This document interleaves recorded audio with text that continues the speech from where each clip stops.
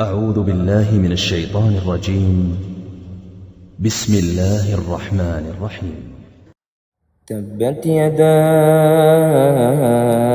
أبي لهب وتب، ما أغنى عنه ماله وما كسب، سيصلى نارا ذات لهب، وامرأته حمالة الحطب، في جيدها حبل من مسد.